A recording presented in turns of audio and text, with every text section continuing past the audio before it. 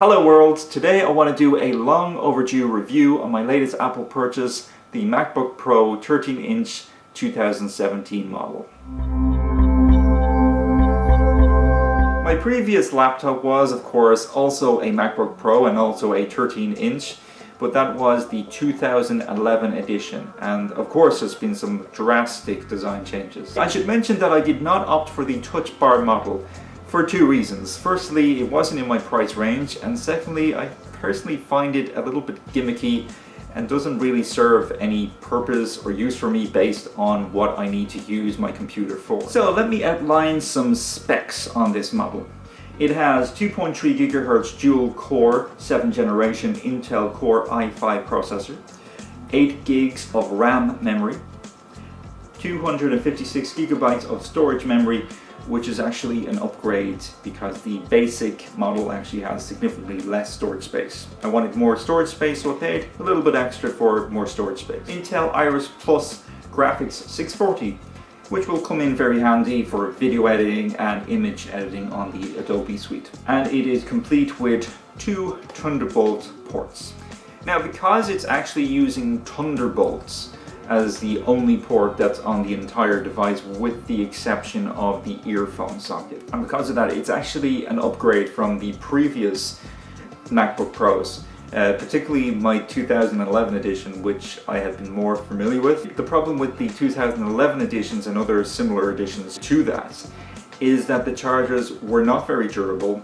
The connector in which connects to the actual laptop itself tended to wear and tear very easily. It had these prongs inside the connector that goes into the side of the laptop. They tended to fall off very easily.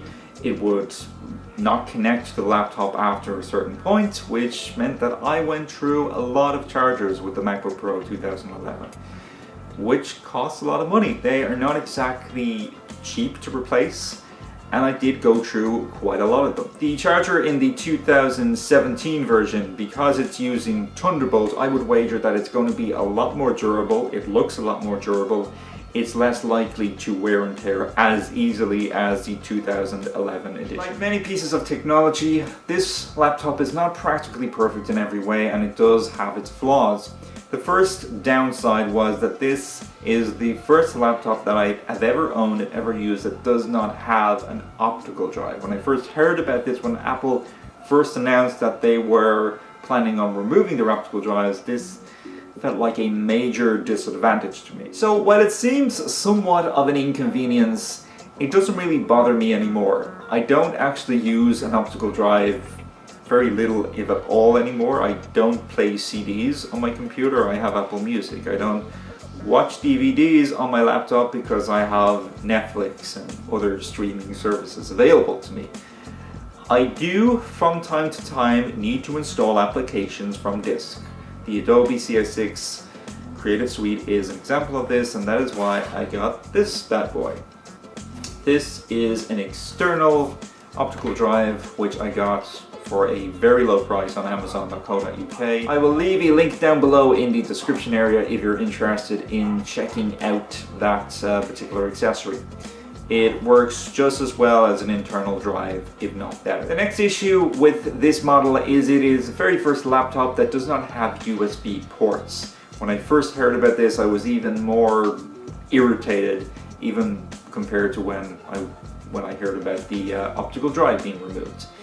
Because USB is something we do still use quite a lot. For example, the external optical drive. Memory sticks are still used. It is easier to connect other external devices that require USB. Obviously, this was a design decision by Apple. They wanted to make their laptop models thinner and more compact, and that's very understandable. I'm kind of over it now, and it is what it is. I'm done complaining about it. I do have dongles available. You can connect them and you can still use your USB devices, which is how I was obviously able to use the external CD drive, and how I'm also able to use my USB memory sticks as well. Now, the biggest downfall for this laptop for me, now this is going to sound a little bit contradictory, and confusing, but the biggest downfall is actually the charger. Now I know I already said the charger is better than the previous chargers. That is still true. That is going to be more durable and it is going to last longer. However, when you get to the other end of the charger, I will show it to you here. This is how I'm using my charger now. This is your Thunderbolt cable, your Thunderbolt cord, and this is an extension.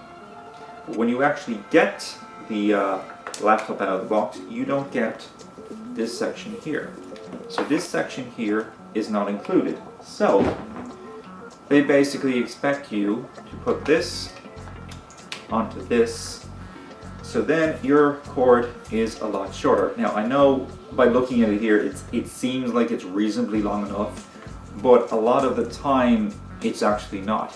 You could be using your laptop in the living room, sitting on a couch, and the power port is a little bit too far away, and the cable quite literally does not reach. It's simply not long enough. Because the previous 2011 model that I purchased from Apple actually came with that extension cord. The extension cord and the charger were connected, were expected to be used together, and were treated as a single accessory, but they're not doing that anymore. I think when you take into consideration the actual price tag of this laptop, it's not exactly a cheap buy.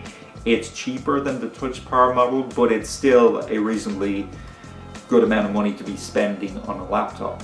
I would expect Apple to throw in basically the other half of the charger, because I kind of feel they've basically given me half of a charger. Aside from those downsides of my MacBook Pro 2017, I am all in all very happy with my purchase. It is much faster than my last computer.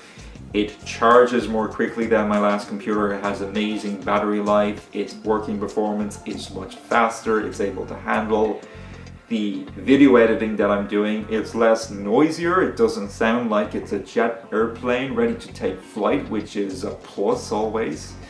So I'm pretty happy with it, and I don't regret buying it. So that's my thoughts on the MacBook Pro 2017 13-inch model. Leave me your thoughts and comments, concerns, questions, all of that good stuff down below in the comments area. As always, I will have a link in the description for video responses. Until next time, guys, thank you very much for watching. Peace.